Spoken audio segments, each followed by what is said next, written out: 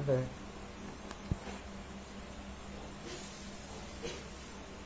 Praise the Lord. प्रभु जीशु ख्रीष्टଙ୍କ मधुर नाम रे मु आपण मानकु स्वागत जणाउछि। आसंतु आम्बे माने वाक्य सुनिबा पूर्वरु प्रार्थना करिबा। स्वर्गस्थ पिता धन्यवाद दउछु प्रभु आजिर दिन निमंते तुमरी अनुग्रह प्रेम पाए धन्यवाद दउछु बापा। तुम निकटर प्रभु नूतन आशा सहित मोर वाक्य सुनिबा पाए आमे इच्छा करूछु। वाक्य द्वारा तुम कथा को नूतन शिक्षा सिखाओ और आशीर्वाद करो बोली प्रार्थना करूछु बापा। जेते जण वाक्य शुणुछंती समस्त मन हृदय प्रिपेयर करी बहुल भाव से आशीर्वाद करो बोली मु प्रार्थना करूछि। ए प्रार्थना जिसुଙ୍କ नामରେ मागुछि। आमेन। Hallelujah, praise the Lord. प्रभुଙ୍କର एक महान स्वप्न एक परिवार अटे। The great dream of God is a family. विवाह परमेश्वर अनुष्ठित करियछन्ति। God has instituted marriage. विवाह रे स्वामी और स्त्री रही थांती। वैवाहिक जीवन विषय रे आमे जेते बेले देखिबा आमे अनेक विषय रे आमे सुनी थाउ अछु। स्वामी और स्त्री मध्य रे संपर्क एते घनिष्ठ रही न थाए विभिन्न कारणरू।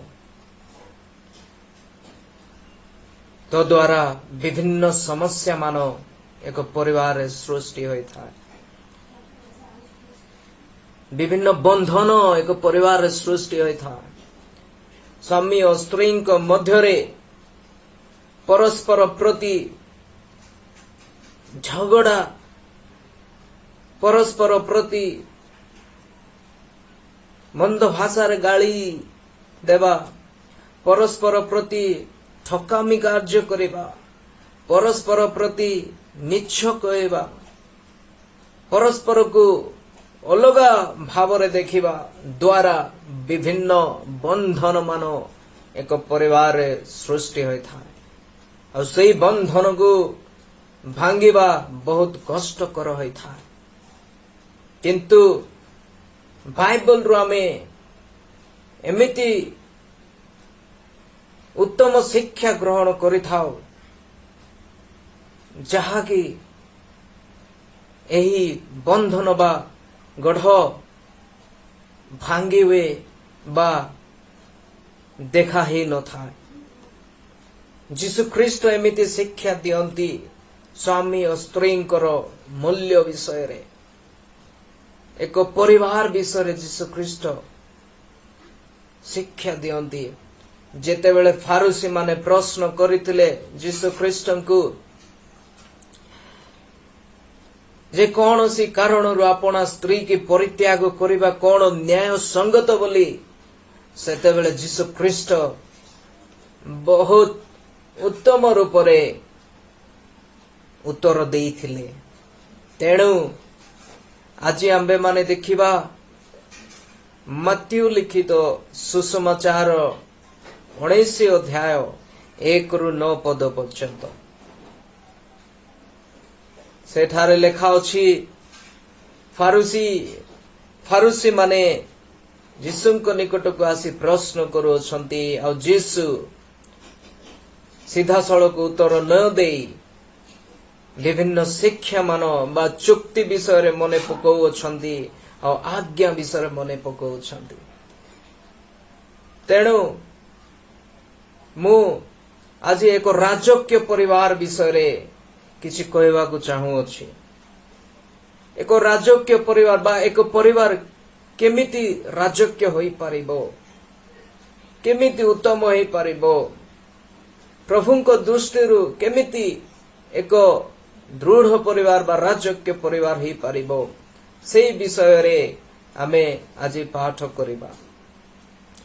माथ्यू सुसमाचार 19 पर्वर 1 ରୁ 9 पदरे लेखा अछि। आउ एही 1 ରୁ 2 पद 1 ରୁ 9 पद मु दुई भाग रे विभक्त करबा को चाहू अछि।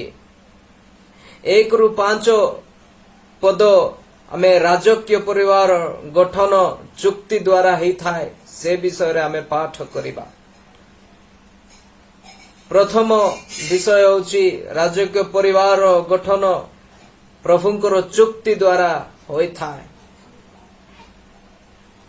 Kingdom family is made by the covenant of God।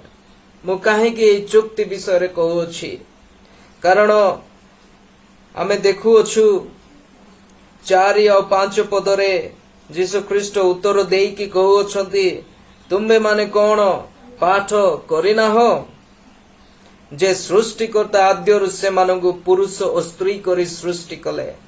This is the covenant of God। He made male and female।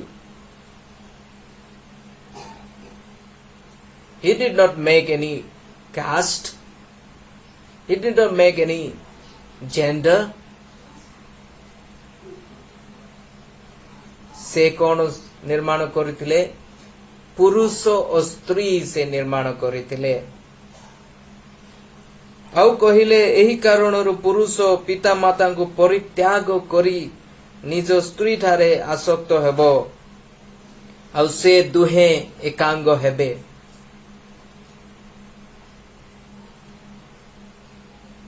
एहा प्रभुंकर चुक्ति अटे मनुष्य मानक पाए। स्वामी सबु किछि परित्याग करी निज स्त्री ठारे आसक्त हेबाकू प्रभु एक कवनेंट करि अछन्ति, एक प्रतिज्ञा करि अछन्ति, एक चुक्ति रखी अछन्ति मनुष्य मानक सह।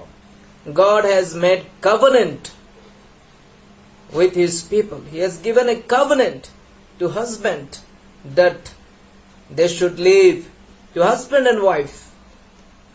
स्वामी स्त्री को एक चुक्ति देई अछन्ति जे से माने पिता माता को परित्याग करी निज स्त्री ठारे आसक्त हेबो। Husband shall leave their parents, father and mother, then they shall become one flesh। और से दुहे एकांग हेबे, दुहे एकांग हेबे बोली लेखा अछि। या प्रभुंकर चुक्ति अटे। सदा प्रभु आदमक सह चुक्ति रखिथिले, अब्राहमक सह चुक्ति रखिथिले, मोसांक सह चुक्ति रखिथिले, दाऊदक सह चुक्ति रखिथिले। दाऊदक चुक्ति रे सदा प्रभु कहि अछंती, the descendants of David shall rule the throne of Israel forever। दाऊदक वंशधर माने इस्राएल रो सिंहासन को सर्वदा पाए शासन करिवे बोली सदा प्रभुंकर चुक्ति थिला, से सर्वदा पूर्ण होई अछि।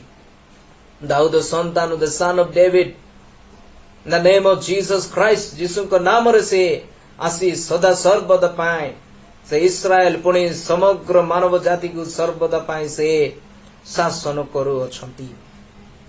Hallelujah, praise the Lord. प्रभुंकर चुक्ति या हटे। ए बोले आमे मलाकी 2 पर्वर 13-14 पदरे आमे लेखा अछु, लेखा हेची देखि पारुछु। सेठारे लेखा अछि नियमकृत भार्य विषय लेखा अछि। That means covenant, covenantal wife, marriage by covenant, एक विवाह चुक्ति द्वारा होई अछि। आमे भाबु थाओ बेले बेले हमर विवाह केवल पुरुष और स्त्री मानक मध्य रही था, आ केही न थांती सेठारे, किंतु सदा सर्वदा से प्रभु सदा प्रभुंकर उपस्थिति विवाह हेई था। सदा प्रभु साक्षी अटंती, सर्वप्रथम साक्षी सदा प्रभु अटंती।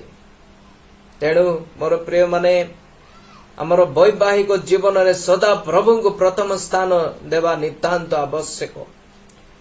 जदि आम सदा प्रभु को पुणी तांकर वाक्य को प्रथम स्थान देवा आम परिवार बा वैवाहिक जीवन में आम जीवन शैतान रो प्रत्येक बंधन प्रत्येक चाल प्रत्येक मंद मंद कथा बा मंद कार्य सबू आम जीवन रु धीरे धीरे दूरे जाई थाए।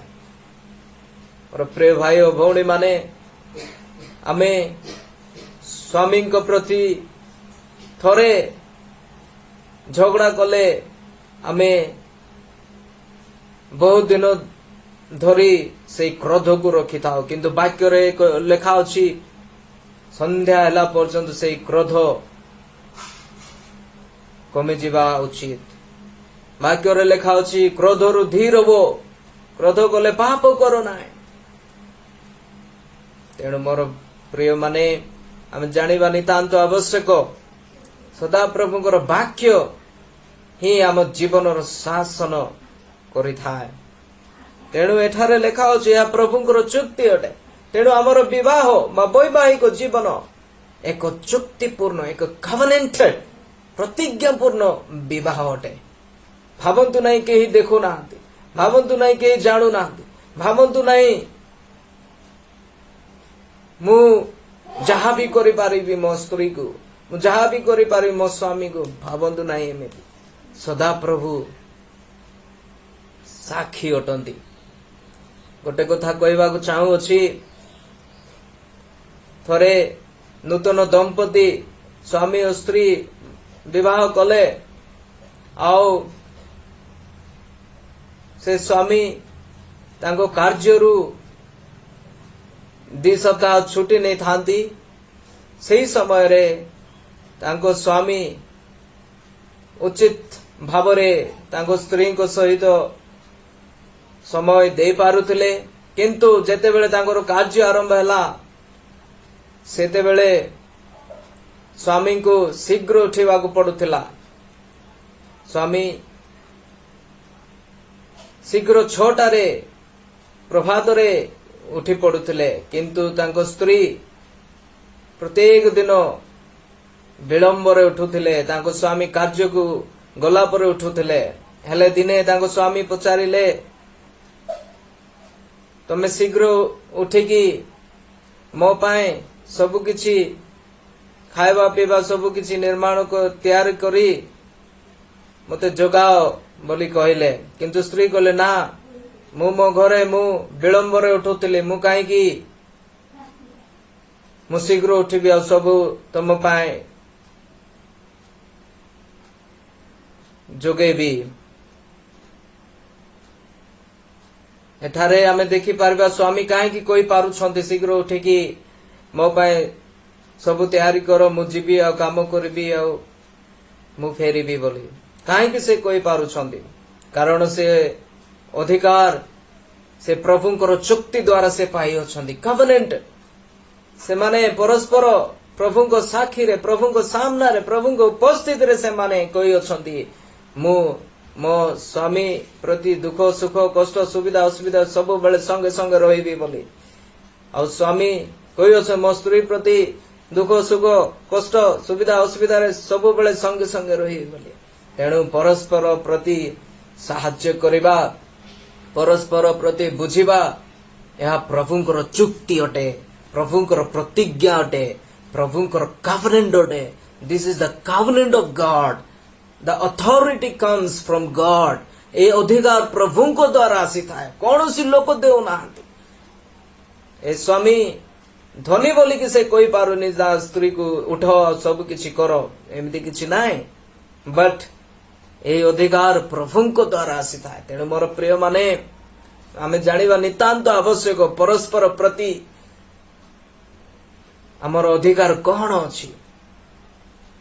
तेणु आमे जदि आम परिवार को एक राजकीय करबा को हेले आम परिवार प्रभुଙ୍କର चुक्ति द्वारा ही थाए। Our family can become a kingdom family by the covenant of God. तेणु प्रभुंकर चुक्ति को सदा सर्वदा में मन रखिबा नितांत आवश्यक आम वैवाहिक जीवन। द्वितीय आम देखिबा राजकीय परिवार प्रभुंकर आज्ञा पालन करिथाय। राजकीय परिवार प्रभुंकर आज्ञा पालन करता। एठारे प्रभु आज्ञा दउछंती 6 ରୁ 9 पदरे आम देख 6 पदरे लेखा अछि, एणु से माने आउ दुई नहंती किंतु एकांग अटंती। तेबे अतएव ईश्वर जहा संयुक्त करिअछंती मनुष्य ताहा विभिन्न न करू।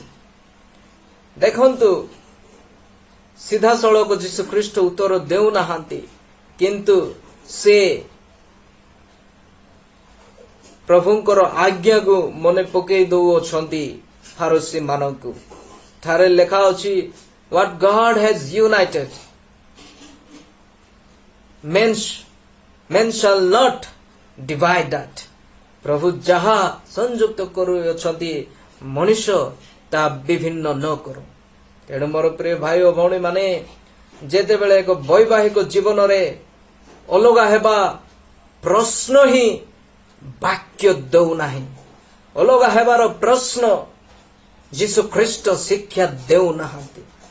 एई प्रश्न अलगा हेबार प्रश्न उठिबा संभव नुहे एक ख्रीष्टीय परिवार को निमंते।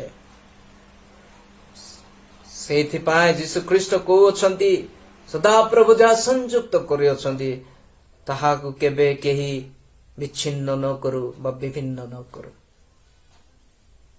स्वामी और स्त्री एक परिवार रे बेले बेले भूल बुझामणारू अनेक दिन धरिकी से क्रोध रखी थांती। गोटे घरे बास करती, दुईटी शरीर है कि मनर विभिन्नता रही थाए, कथबार्तार विभिन्नता रही थाए, कार्यर विभिन्नता रही थाए, ऐक्यता में देखा पाई न था।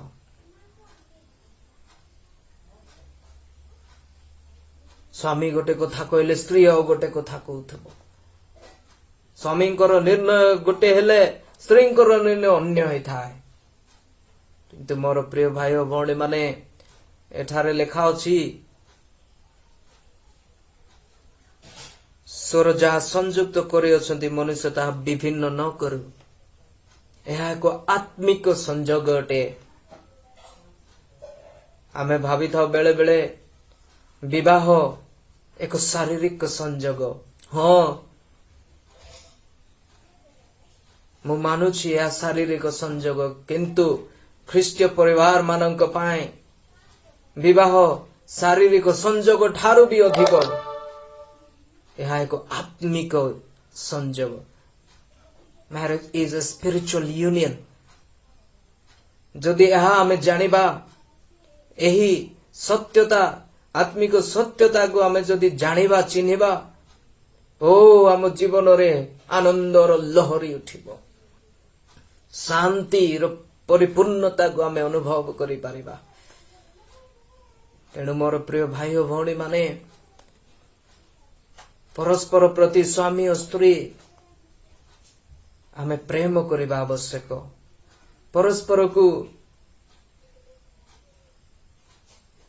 शेयर करिबा आवश्यक। परस्पर को जानिबा आवश्यक। दुख कष्ट रे परस्पर प्रति साहाय्य करिबा आवश्यक।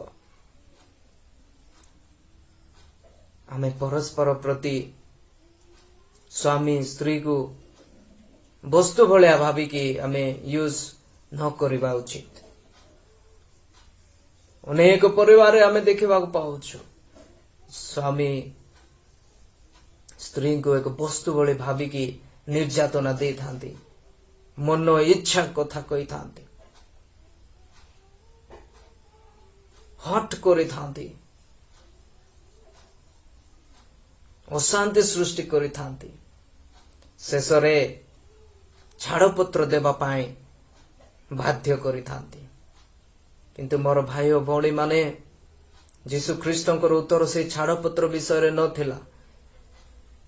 से सीधा सड़क से उत्तर न दे से स्वामी और स्त्री को संपर्कर गभीरता केते ता विषय कहते थोड़े जहा संयुक्त होई अछि ताहा अलगा मनुष्य न करू बोले से कही अछंती। That means once you are married before the covenant of God. जेते बेला आमे थोड़े विवाह करि थाउ सेते बेला आमे सदा प्रभुंकर सेही प्रतिज्ञा बा चुक्ति सामना रे आमे विवाह करि थाउ। एक दंपति को सदा प्रभुंकर उपस्थिति रे बंचिबा नितांत आवश्यक। प्रत्येक विषय को प्रत्येक निर्णय को पिला छुआ परिवार समस्त विषय को सदा प्रभुंकर निकट रे नेबा नितांत आवश्यक। जदि हमको राजक्य आम परिवार को एक राजक्य करबा को हेले आमे प्रभुंकर से चुक्ति द्वारा आमे पहुंचीबा आवश्यक। जदि आम परिवार को राजक्य करबा को हेले प्रभुंकर से आज्ञा को पालन करबा नितांत आवश्यक। जदि आमे प्रभुंकर चुक्ति पुणे आज्ञा को आमे पालन करबा तेबे आम परिवार एक राजक्य परिवार हबो। आम परिवार एक अधिकार रहिबो, प्रभुंकर अधिकार रहिबो, प्रभुंकर शासन रहिबो, प्रभुंकर प्रेम रहिबो, प्रभुंकर आनंद रहिबो, प्रभुंकर आश्चर्य कर्म रहिबो, प्रभुंकर आरोग्यता रहिबो, प्रभुंकर सही अमूल्य भाग्य सदा सर्वदा परिवार रहिबो। मोर प्रिय भाई और भौणी माने मोर विनम्र अनुरोध आमे आम परिवार सदा सर्वदा सदा प्रभु को प्रथम स्थान देवा नितांत आवश्यक। स्वामी और स्त्री सदा सर्वदा प्रभु को परामर्श करे सब निर्णय नेबा नितांत आवश्यक। स्वामी और स्त्री को मध्य सदा प्रभु प्रेम करबा पाए शिक्षा दियंती। स्वामी और स्त्री को मध्य सदा प्रभु परस्पर प्रति क्षमा करबा पाए शिक्षा दियंती। स्वामी और स्त्री को मध्य सदा प्रभु एक शक्तिशाली शिक्षा दियंती। तेणु मोर प्रिय भाई और भौणी माने आमे जदि शैतान रु बंचिबा को हेले आमे सदा प्रभुंकर निकटवर्ती हेबाकू पड़िबो। शैतान रो कार्य रु आमे बंचिबा को हेले सदा प्रभुंकर वाक्य निकटवर्ती हेबाकू पड़िबो। जदि आमे व्यभिचार न पड़िबा को हेले सदा प्रभुंकर वाक्य निकटवर्ती हमकू हेबाकू पड़िबो। तेणु ए वाक्य द्वारा सदा प्रभु आपण मानकू आशीर्वाद करंतु। Praise the Lord.